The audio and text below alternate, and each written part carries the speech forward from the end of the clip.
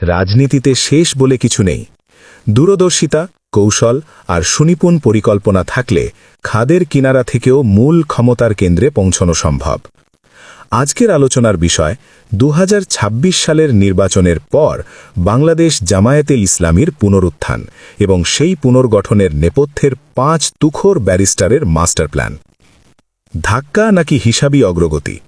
অনেকেই বলছেন 2026 সালের নির্বাচনে জামায়াত বড় ধাক্কা খেয়েছে, কিন্তু রাজনীতির বিশ্লেষণে শুধু আবেগ নয়, সংখ্যাই শেষ কথা।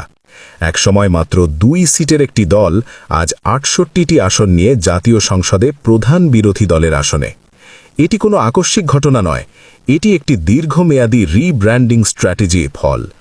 গত 1.5 দশকে রাজনৈতিক নিষেধাজ্ঞা, সাংগঠনিক ভাঙন, নেতৃত্বের শূন্যতা সবকিছু কাটিয়ে দলটি ধীরে ধীরে নিজেদের নতুন প্রজন্মের নেতৃত্বের হাতে তুলে দিয়েছে। কিন্তু এখানেই থামতে রাজি নয় জামায়াত। তাদের লক্ষ্য 2026 নয়, 2031। 1. ব্যারিস্টার শাহরিয়ার কবির, আইনি যুদ্ধের সেনাপতি।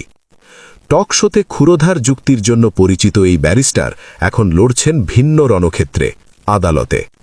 দল দাবি করছে অন্তত 32টি আসনে নির্বাচনী কারচুপি হয়েছে। এই আসনগুলোর ফলাফল চ্যালেঞ্জ করে একের পর এক রিট করছেন শাহরিয়ার কবির।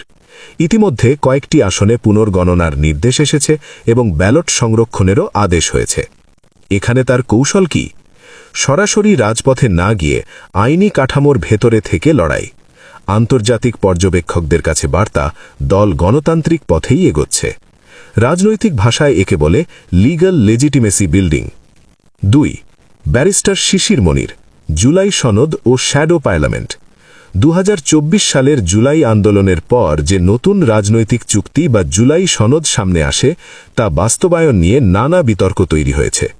এই স্পর্শকাতর ইস্যুতে জামায়াতের আইনি ঢাল হিসাবে কাজ করছেন শিশির মনির। তার আরেকটি বড় দায়িত্ব সংসদে শ্যাডো পার্লামেন্ট গঠন। শ্যাডো পার্লামেন্ট কেন গুরুত্বপূর্ণ? কারণ এটি সরকারের প্রতিটি নীতির বিকল্প নীতি জাতির সামনে তুলে ধরে। যুক্তরাজ্য মডেল অনুসরণে যদি এটি শক্তভাবে দাঁড়ায়, তাহলে 5 বছরের মধ্যে জামায়াত একটি পূর্ণাঙ্গ বিকল্প সরকার কাঠামো প্রস্তুত রাখতে পারবে। এটি সরাসরি আগামী নির্বাচনের ইশতেহার তৈরির ল্যাবরেটরি। 3. ব্যারিস্টার আহমেদ বিন কাসেম আরমান, কূটনীতি ও অর্থনীতির স্থপতি। আন্তর্জাতিক অঙ্গনে দলীয় ভাবমূর্তি পুনর্গঠন এখন অত্যন্ত জরুরি। পশ্চিমা বিশ্ব, মধ্যপ্রাচ্য, ওআইসি ব্লক সব জায়গায় নতুন করে যোগাযোগ গড়ে তুলতে কাজ করছেন তিনি। তার আরেকটি বড় ফোকাস এফডিআই বা সরাসরি বিদেশি বিনিয়োগ। বাংলাদেশের অর্থনীতি বর্তমানে রিজার্ভ সংকট, বৈদেশিক ঋণ এবং মুদ্রাস্ফীতির চাপে আছে। এই প্রেক্ষাপটে বিদেশি বিনিয়োগ টানতে পারলে তা রাজনৈতিকভাবে বিশাল ক্রেডিট এনে দেবে। রাজনৈতিক দল হিসেবে অর্থনৈতিক ভিশন দেখাতে পারা ক্ষমতার পথে বড় ধাপ। 4. ব্যারিস্টার নাজিবুর রহমান মোমেন, সংসদের কন্ট্রোল প্যানেল। সংসদীয় রাজনীতির নিয়ন্ত্রণ এখন তার হাতে। তরুণ, উচ্চশিক্ষিত, পরিশীলিত ইমেজ। এই প্রোফাইলটি দল সচেতনভাবেই সামনে আনছে। ডেপুটি স্পিকারের চেয়ার নিয়ে আলোচনা রাজনৈতিকভাবে বড় বার্তা বহন করে। যদি এটি বাস্তবায়িত হয়, তাহলে তা হবে জামায়াতের জন্য এক প্রতীকী বিজয়। দলটি আর প্রান্তিক নয়, কেন্দ্রেই অবস্থান করছে। তার আরেকটি মিশন লোকাল গভর্নেন্স সমন্বয়। তৃণমূল থেকে কেন্দ্রীয় কাঠামো, একটি সুশৃঙ্খল নেটওয়ার্ক গড়ে তোলা। 5. Barrister Mahbubur Rahman Salehi, parliamentary mentor. 68 জন এমপির অনেকেই প্রথমবার নির্বাচিত। সংসদীয় ভাষা, বিল প্রণয়ন, স্থায়ী কমিটির কার্যক্রম এসব শেখানো এখন জরুরি।